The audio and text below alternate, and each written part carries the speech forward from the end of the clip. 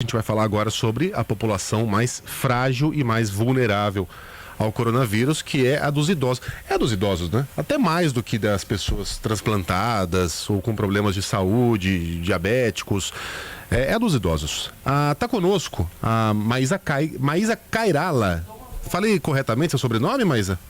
Sim, falou sim, bom dia. A doutora Maísa é presidente da Comissão de Imunização da Sociedade Brasileira de Geriatria e Gerontologia, ou seja, a área de estudo dela é bem específica sobre a situação que a gente está vivendo agora. Mas mais uma vez, bom dia para você. A primeira pergunta é a mais simples para a gente começar do começo.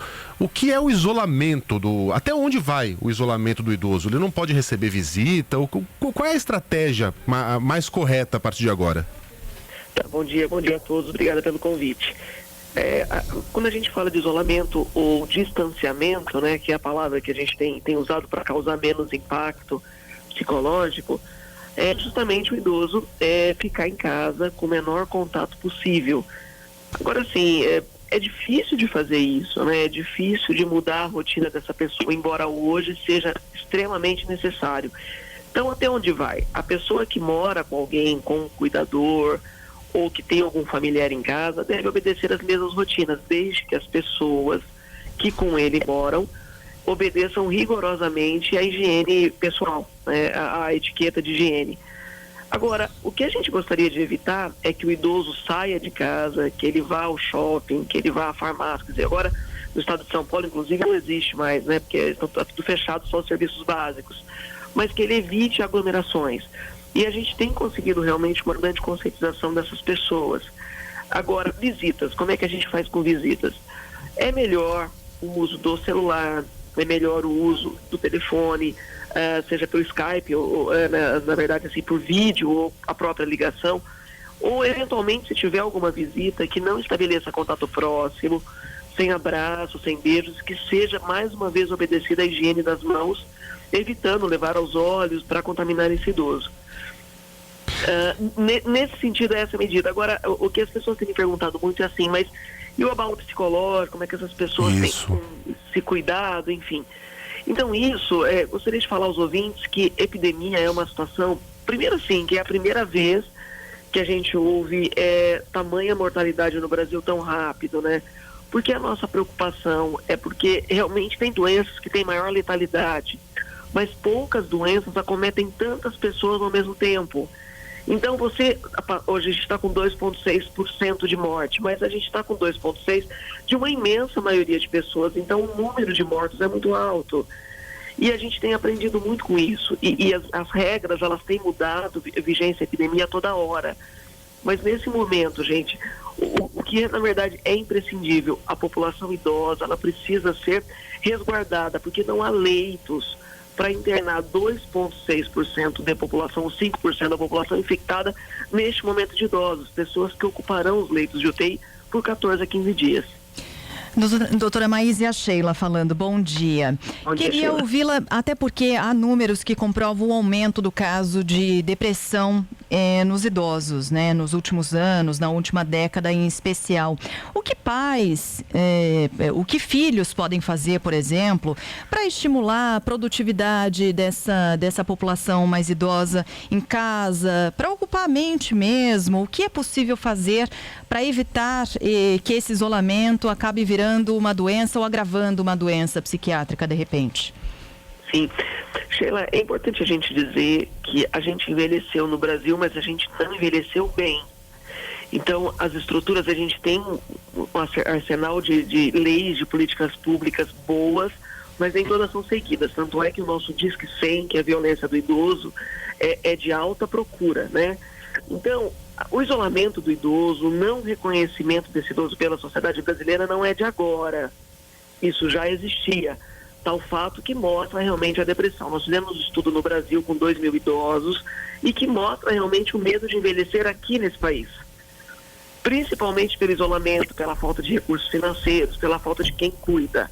Então, neste momento, gente, há idosos que estão em casa porque eles são dependentes, há idosos que estão em instituições de longa permanência porque são dependentes, e há idosos que não é o imenso número que são ativos. presidentes de empresa, pessoas que correm na praça, etc, etc, mas que não é a maioria. Esses idosos é que vão ser mais punidos, entre aspas, pelo isolamento, pelo coronavírus. Voltando à tua pergunta, o que fazer? É instruir. A gente precisa instruir e dizer a verdade. As pessoas me ligam e perguntam assim, mas eu devo dizer que vai cortar a aposentadoria? Não, isso não existe. Não é dessa maneira que a gente instrui. As pessoas que são demenciadas, que não têm a capacidade cognitiva para entender, são pessoas que, na verdade, vão ficar restritas em casa e não vai ter essa chance de aumentar a depressão.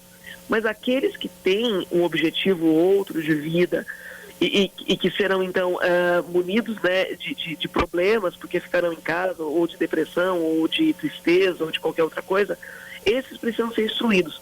Gente, isso é um período, esse isolamento vai passar. Tá? A gente está em quarentena, como diz o ministro, a gente está realmente no ápice, subindo o ápice da curva, vai ter esse ápice da curva e depois de todo o apogeu vai vir o declínio. Então isso vai passar em um tempo, de alguns dias, alguns meses. Mas, doutora, mas só para usar um chavão aqui, é fácil falar para pessoas como nós, que estamos aqui na casa dos 40 anos, temos uma, digamos, meia vida inteira pela frente, que isso vai passar, mas é diferente para quando você está argumentando com alguém que já está no outono da vida, que, sejamos realistas, já não tem mais tanto tempo assim quanto tinha quando era jovem, que ele vai ter de gastar os próximos, sei lá, 2 meses, os próximos 2 meses da vida em casa. É muito delicado você ter de convencer um idoso que já viveu tanta coisa, né, de que ele não pode mais sair de casa, de que ele que nos colocava de castigo, agora está ficando de castigo devido às circunstâncias. É bem delicado, né, doutora? Não, extremamente delicado, né? E vale também o chavão de que mais um dia é sempre menos um dia, né? Então, é isso mesmo, a vida vai passando e a gente precisa realmente, inclusive, você está falando com uma pessoa que adora viver e que gosta que as pessoas tenham plenitude na vida.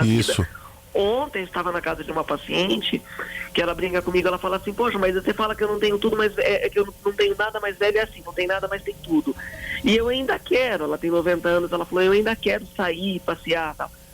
Mas o problema é o seguinte, estamos num momento adverso. Claro que um mês, para quem tem 5 anos de vida, 3 anos de vida, ou 1 ano de vida, é mais que 10% às vezes do tempo de vida que essa pessoa tem. Mas assim, e o que faríamos com essas pessoas jovens, com 40 anos, que também estão morrendo? Né? Então, assim, essa pergunta, ela cabe, mas não num cenário grave como o nosso. Porque não há dúvidas, gente, não há dúvidas, não há milagres, não há outra forma que a gente tem para parar essa epidemia. Realmente a gente tem que isolar, porque há transmissão de pessoa para pessoa que chega até a ser 5 vezes, alguns estudos mostram. Quer dizer, uma pessoa contamina 5. Assim, o que eu teria para te dizer? Eu preferiria ficar em casa nesse momento, e realmente é um momento diferente, é um momento não comum em toda a história do mundo. No Brasil, com certeza, esses idosos que têm 80 anos, 90 anos, não viveram isso, né? Nem mesmo com a Segunda Guerra Mundial, que foi algo parecido, mas não tinha tanta informação. Sabe, essa informação que a gente traz é ótimo, porque as pessoas podem se munir de informações, mas também é difícil porque elas veem realmente a necessidade maior e o que as pessoas outras estão sofrendo com isso, né? Mas não há outro caminho. Infelizmente, nesse momento não há outro caminho, porque, diferente disso, um idoso desses com infecção, a chance de mortalidade é de praticamente 90%, né? Um idoso muito grave. Na Itália, tem se morrido, na média, em 25% dos idosos com mais de 80 anos. Mas não são os mais graves, mesmo porque, gostaria de falar para os ouvintes, os mais graves são em casa, que são os pacientes acamados ou institucionalizados. Essa população mais grave, por exemplo, quando entra um vírus numa instituição de longa permanência, como aconteceu, morre 15, 20 pessoas. Vocês devem estar vendo isso. Então, essa população mais acamada, ela realmente está em casa e com mais cuidados. Então, eu não saberia dizer o que aconteceria se a gente barrasse o isolamento. Eu acho que a infecção seria enorme e a mortalidade passaria realmente de 50%. Deixa eu aproveitar que a senhora abordou esse assunto, doutora Maísa Cairala, da alta mortalidade, né? A maior parte das mortes nessa pandemia é de idosos com comorbidades, né? Como a gente vem noticiando, diabetes, pressão alta.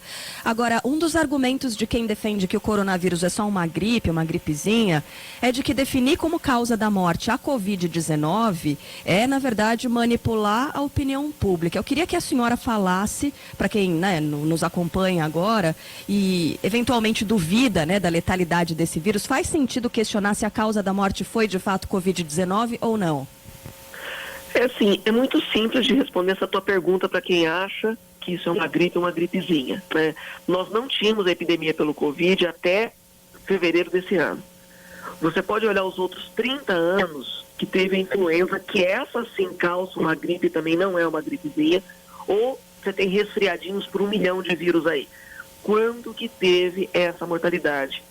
Quando que a gente abre os noticiários como hoje, com 70 pacientes internados no Albert Einstein, 80 internados no Sírio-Libanês, proibindo visitas. Quer dizer, são instituições sérias, eu estou falando aqui da cidade de São Paulo, e que não brincariam com isso. Então, não tem sentido em dizer diferente, porque o noticiário está aí. Não é agradável a gente ver o número de caixões da Itália. Senhores, isso nunca aconteceu. Não existe isso. Se fosse uma gripe, uma gripezinha, um resfriadinho, seríamos como antes, como ano passado, em que tomaríamos a vacina da influenza agora e pronto.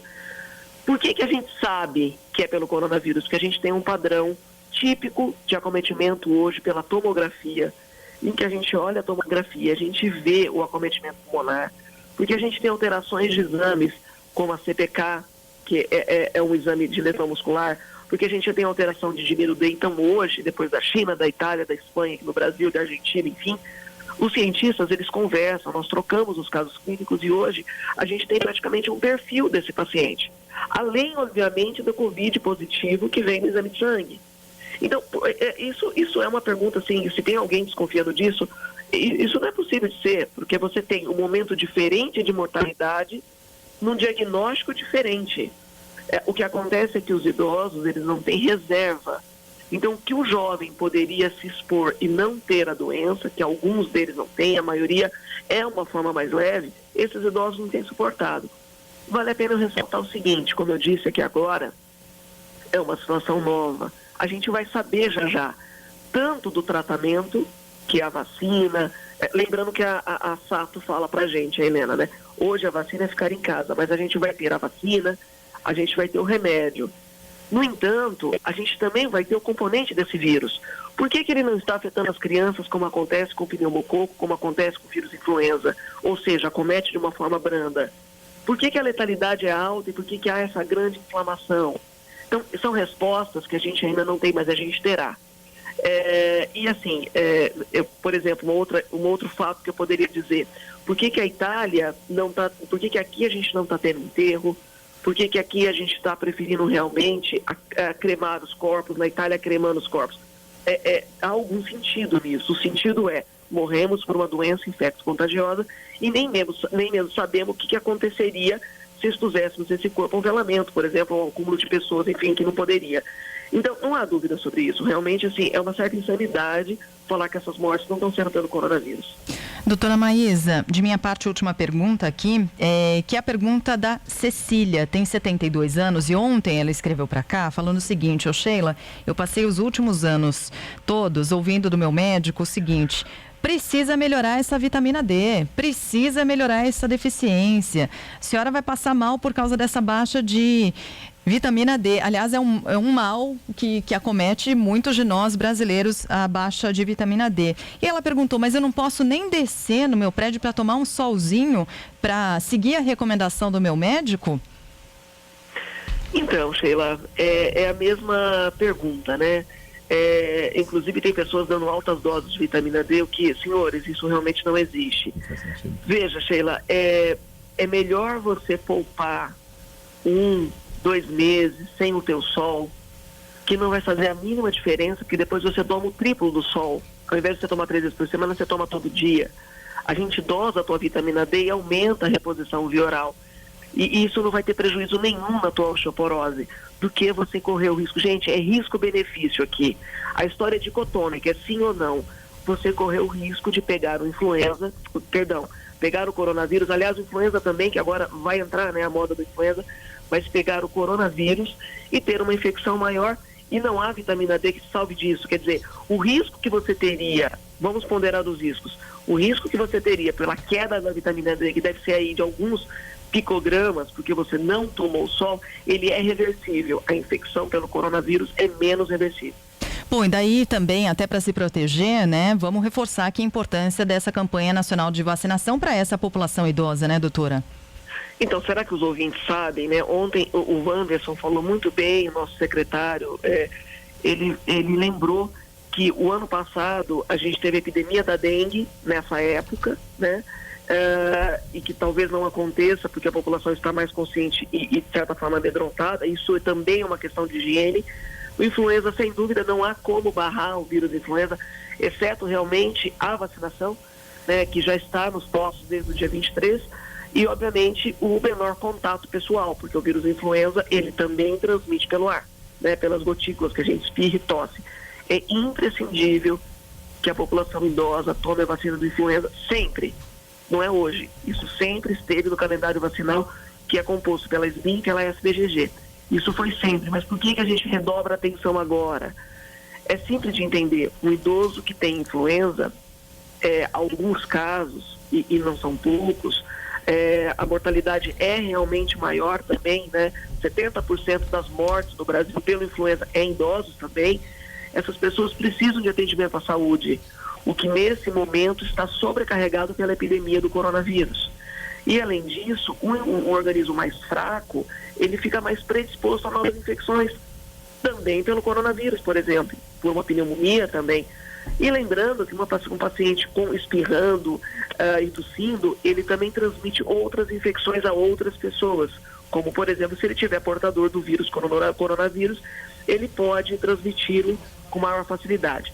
Então, com toda a coerência, com calma, procurar o drive-thru, que são aqueles carros, os carros, né, que vão em filas, ou você evitar o horário de maior aglomeração, ou ter a vacinação em casa. Com calma, é importante que todos os idosos se vacinem.